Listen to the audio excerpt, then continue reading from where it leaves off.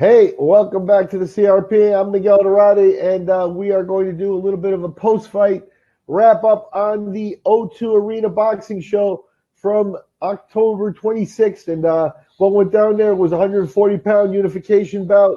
Regis Prograis taking on Josh Taylor.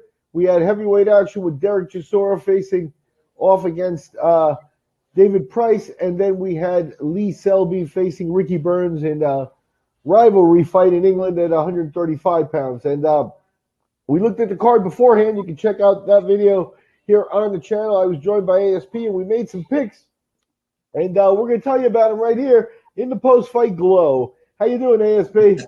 Hey, I'm doing great. Really happy to be back with you, especially after, you and I were able to suss out some things on that last one. And as we mentioned, if you didn't watch the Rage, or if you did, a reminder, we're talking about new betting in a lot more of United States states here in Indiana. Not only was betting made legal a couple of months ago, 1 month into that, they made it online. And when you go online or at the casino, a lot of these little prop bets that you can take. So, we had sort of been basing everything on what $100 does for an underdog over the course of Wage Rage. And we were talking about how we're going to add in some little $10 bets, which you could be 100, you can extrapolate, but just how a normal working guy can take $10 and put it on some of our calls and see what happens. I made 3 of those bets. We're going to talk about those. We had some winners. Very, very happy with some of the stuff we did. So we'll get into that. And but glad to be back. Glad to be sharing with you, Miguel, in our listeners. No problem. Let's go ahead and talk about the Prograis Taylor fight really fast. Obviously, I think the fight delivered. I think they're both high-class, high-level guys. I think the right guy won, and it's a little bit surprising. Prograis, I think, got outboxed at some, junctures here. And, I don't think he expected that. And I think when that happens, I think he expected to be able to rugged his way through it, for lack of a better word. It didn't work out for him. Taylor had a little bit of that too. So I think the right guy won. I don't have a problem. But, with Prograis being a little bit favored, a little bit of a favorite, maybe Taylor coming in a slight, plus 135 or something like that. Considering the home field advantage, some people may have looked at that. We didn't, but, if you did, you some kudos to you there. What did you see in that one? I mean, that was a really great fight. I'll have to admit that I was on my way to have a really nice dinner. Shout out to Harry and Buds. But and so I was watching this fight on the Zone, which is nice because I can watch on the phone app. I really do like a lot of things about the Zone. Got to watch most of this fight and saw that probably Josh Taylor was winning or up around when I stopped watching it in the 6th or the 7th. So I didn't get to see the end of the fight. But I was, of course, very happy going in because we had already won some bets and didn't call for a bet on this fight. We did, however, talk about how close we expected this fight to be. These are very similar fighters. Prograis had 24 fights instead of only 15 for Josh Taylor. But I thought this was a great matchup and knew it'd be one for some excitement. And I really hope that they run it back. I know this was part of the World Boxing Super Series and the Muhammad Ali title and whatnot. But I could see these guys going at it in sort of a Mickey Ward style fashion for a couple of more fights, maybe. Let's run this thing back. Yeah, we'll see what Taylor does. Taylor, he's British. He's, had the whole field, so to speak, here. And, some of those guys like to stay at home, And I don't know if it's going to mix it up because he united a bunch of belts at 140 pounds. So he's the guy there. And, if he goes on the road and keeps it going, he has a shot at, etching his name in stone, so to speak. But we'll see what he does. We'll see if he becomes, the kind of guy who now settles in and, fights, Terry Flanagan next or someone like that, a British fighter with a good resume. But, sometimes they like to keep it in the in the family there, so to speak. So Prograis beat Terry Flanagan, by the way. So when you look at Josh Taylor having just beat Prograis already beat Terry Flanagan. So from a business point of view, Flanagan versus Taylor could be a lucrative fight in England. You know what I mean? That's right.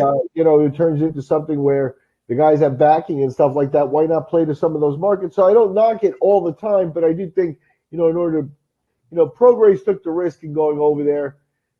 this time, and I'm not saying Taylor has to defend against Prograis, in Prograis' hometown, but I'm saying, spread your wings a little bit and show some, some of that world class like, Carl Frampton did or James DeGale. So, moving on, we got the heavyweight fight. And now this one, talk a little bit about the prop bets around this one, because this one we had Chisora and David Price, and this one had some writing on the wall for you before the fight that you were talking about, and it played Right. out to fruition. So why don't you go ahead and take us through your thinking here? Well, I'll break it down, and again, that reminder, we were talking about just making a few $10 bets here and there. You can always extrapolate that out and say, well, if I bet 100, then what the difference would be. So it's an easy 10% deal for us on this one. And what I was trying to get across was the under 6.5 was a plus 110 on my card when I went into it. And for Derek Chisora, anyone knock him out, but I ended up picking Chisora because you got better odds if you pick Chisora for the knockout, and I knew it wouldn't be Price. So when I went on, and I've got these odds here, we'll put these in the comments for you folks on the YouTube and Facebook pages and whatnot. But my first bet was Derek Chisora to knock out Price in rounds 1 through 6. So I put $10 on it. It's a plus 130. So I won that bet, and my payout was $23. So, I thought, well, if I'm willing to do that, my next bet, let's pick rounds 4 through 6, narrow it down a little bit, because for that, I got a plus 325. So I put $10 on that, and I got back $42.50. So on those two bets, I wagered 20, 65 was my winnings back. So then I thought, well, if we're able to do that, I did an interesting thing. I took another $20 and I spread it out like this. I thought the fourth round would be the knockout. So I put $5 on round 3, $5 on round 5, $10 on round 4. And on that $10 on round 4, it was a plus 1,100. So my $10 on that one gave me back $120.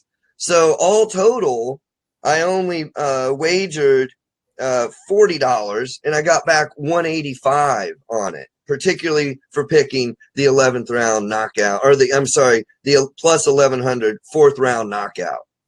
Yeah. Yep, So that worked out real well, and that's kind of what we're trying to get at with the wage rage. If you're playing with more money than I am, you could have made that $100 bet, and you just made $1,200 off of a $100 bet. For me, I can spare the $10, and now it's 120, 185 total on the night. I'm pretty happy with that for such micro stakes. And I go online and I put $10 on it. No skin off my back. Yep, with Chisora and Price, you're talking about, a couple of veterans. Chisora's been around the block a lot, and, people like to knock him, but, he's been able to maintain a high level when, in the recent times too. And, especially here with David Price, you had a guy who was a bronze medalist, and as a pro, he's been prone to getting knocked out and stuff. And, he's slowed down. He's a giant guy. And, when he's slowed down, he's not going to get any faster. So it's a little bit of a problem. And he's been knocked out early. We pinpointed that. And Chisora caught up to him in 4. So, and Chisora, Miguel, too, for a bet like this, Chisora's a guy that has pulled the Mike Tyson ear bite before.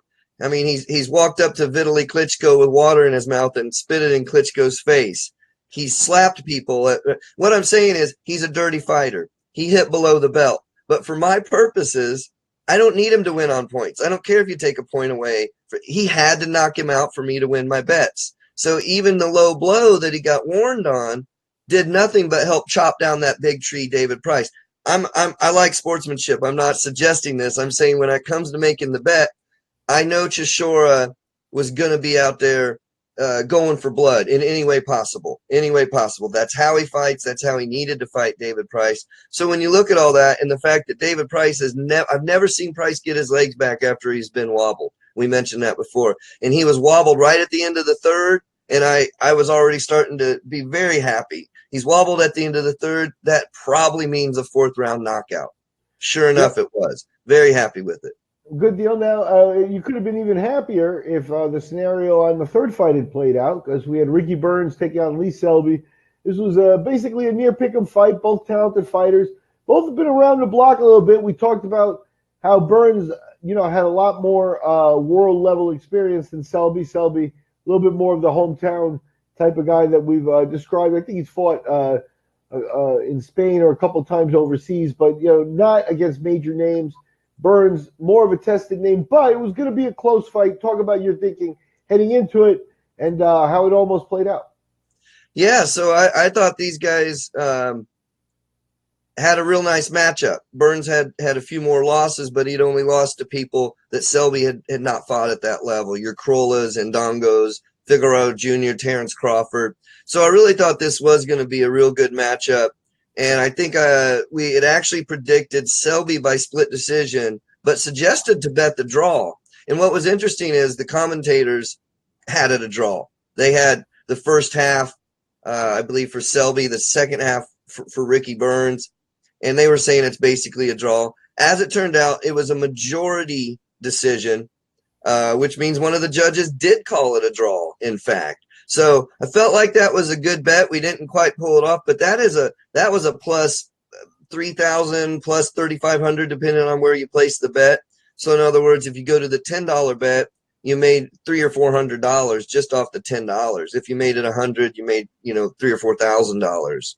So that was a bet that didn't pay off, but one of the judges agreed with us. Yeah, and that's something that a lot of people don't look at. Some books don't even offer the draw, so you want to look around, you want to know when it's out there. And if it's out there and you sense that you're going to have a close fight with two experienced guys here, both Brits, obviously, one of them may have had a home field advantage or anything like that, and, town-wise and things like that. But at the books, I think, their fan bases could balance themselves out. That's how you get, a nice even fight like that, And you never know what the judges are going to do. And a draw does sometimes pop up, and to make, as you said, on $100 you can make $3,000-$4,000. Sometimes that makes a little bit of a difference. So you do want to look at it here. Selby, Burns, one of the judges had it a draw, and one more had concurred. Our little $10 bet would have turned into, like you mentioned, like about $350. So not bad on the day. And why don't you tell people a little bit about the book you're using, and a little bit about the change in theory here as we wrap up as our look at the Sure. O2 October 26th. And sure, and this plays out no matter where you happen to be. If gambling's legal in your state, I'm sure there are a lot of the ones I'm using is called Bet Rivers, and it's good in Pennsylvania and Indiana. So this, but I've also seen sportsbook.com and some of the others. I think DraftKings is starting to do so. But for mine specifically, you can go on and find the fight, and it'll have the the over, the under, the win, but then it'll usually have about 8 separate bets, and sometimes more. You can pick which round, and if so and such can knock out the other guy in which round, you can go. It's going to make it the distance. You can pick different things like that, and some of them are not very likely, so they have very high odds. So that's what we were able to do here. Was I really believe Chisora would go and knock Price out. So that's why I bet the 4th. And that was a plus 1,100. So Vegas really didn't see that happening. And that's something that you can do when you get onto these different bet sites. Again, I use Bet Rivers if you happen to be in Indiana. But a lot of them are the same. I will say that one of the limitations with Bet Rivers is that the Ricky Burns-Lee Selby fight was not on it. They tend to have just title fights on Bet Rivers. So some of the more established betting sites tend to have more. And I know you use one to send me odds from, Miguel, that you often have odds way down the card. You might have 5, 6, 7, or 8 fights on a card covered. And I don't have that depth at Bet Rivers. They give me a lot of prop bets on the fights they do cover, but they don't cover a lot of fights. And everybody's got to look around and make their own choice when it comes to books. You know what I mean? And there's going to be a lot of new people popping up. Most important thing I think at the end of the day is, and maybe we can follow up on this down the line, ASP, is how fast you get your money. If you cash out or whatever, how fast does that turn into money in hand?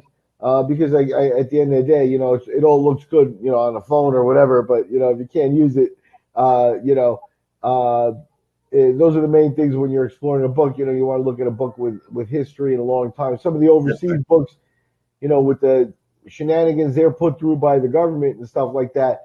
Sometimes they're not 100% reliable like that. But for the odds I use 5 Dimes, which is an old overseas book that's been there a long time. And basically, they also have a page where you can peruse and check the odds without even signing in. So, great. 5 Dimes is the one that we use here as a baseline. For personal choices, I've used other books as well. So that's the wrap here on the latest wager age. We're talking post-fight.